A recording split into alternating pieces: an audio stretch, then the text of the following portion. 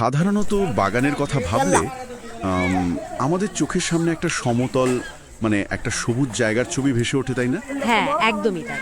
কিন্তু আজকের এই ডিপ ডাইভে আমাদের হাতে ইসলামী ধর্মতত্ত্বের যে প্রাচীন সোর্সগুলো আছে সেগুলো থাকলে সেই সমতল চিত্রটা পুরোপুরি ভেঙে যায়।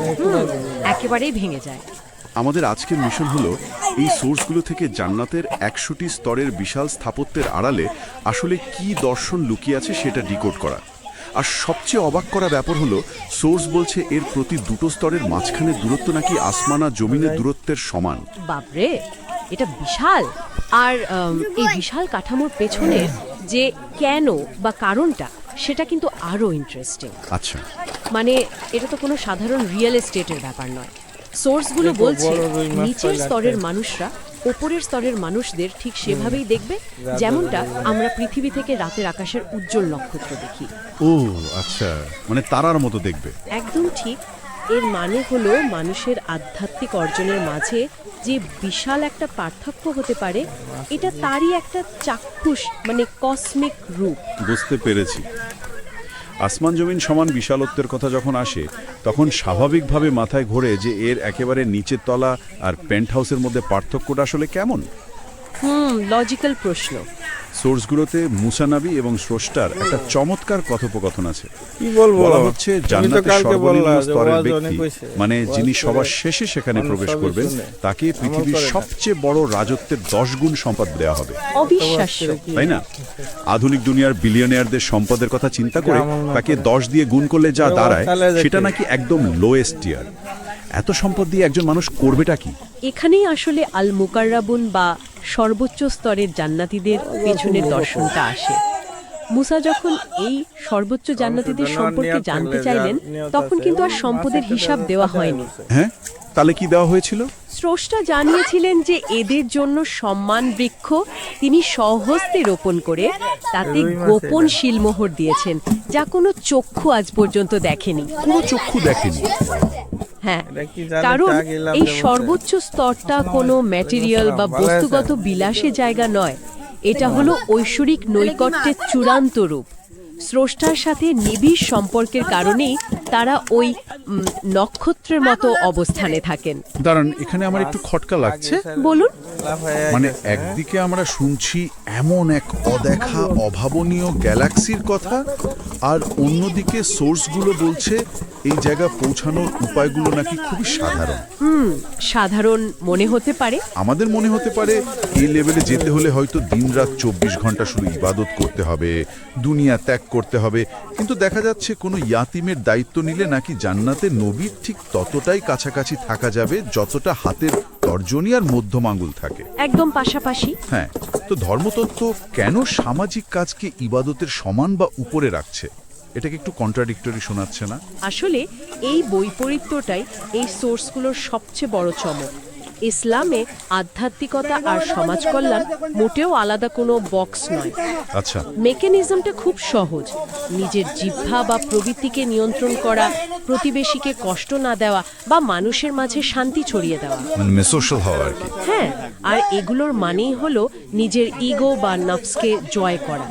যখন কেউ নিজের স্বার্থের চেয়ে সমাজের বা অন্য মানুষের কথা ভাবে তখন সে সামাজিকভাবে নিজের ইগোকে শূন্য করে দেয়। আর ঠিক সেখান থেকেই কিন্তু আধ্যাত্মিকতা শুরু। তার মানে ব্যাপারটা দাঁড়াচ্ছে জান্নাত কোনো এক্সক্লুসিভ ক্লাবের মেম্বারশিপ না যে শুধু রিচুয়াল বা নিয়ম মানলেই পাওয়া যাবে। একদমই না। সোর্সগুলো ঘাঁটতে গিয়ে আমি আরেকটা অবাক করা তথ্য পেলাম। রাস্তা থেকে একটা কষ্টদায়ক পাথর বা কাঁটা সরিয়ে ফেলার মতো মাইক্রো অ্যাকশনও নাকি বিশাল ইম্প্যাক্ট ফেলে। হ্যাঁ, এটা খুব পরিচিত একটা উদাহরণ। আবার অজু শেষে নিষ্ঠার সাথে শুধু একটা কালিমা পড়ার কারণে জান্নাতের 8টি দরজাই একসাথে খুলে যাওয়ার কথা বলা হয়েছে সোর্সগুলোতে। এত ছোট কাজের এত বড় রিটার্ন কিভাবে সম্ভব?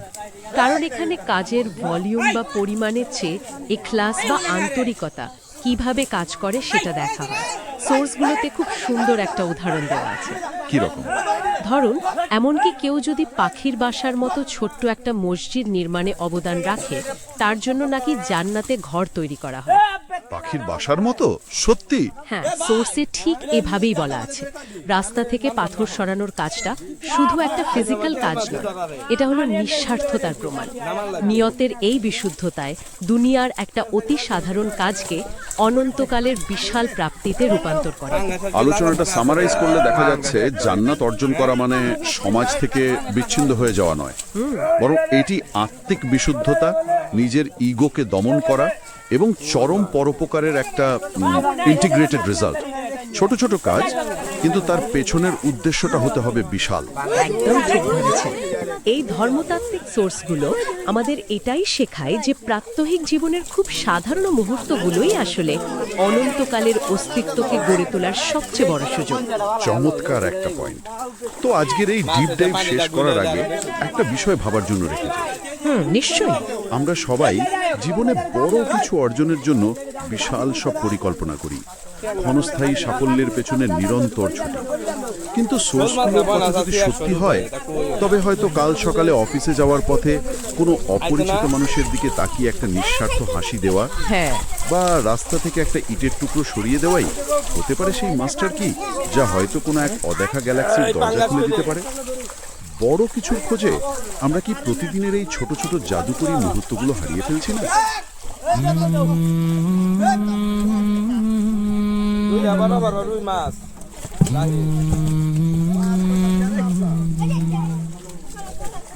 এতিমের বুক ফাটার তোনাদ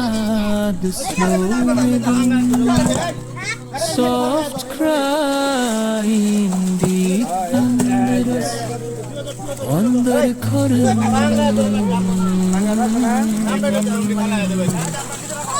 কান্নার নিঃশব্দেরা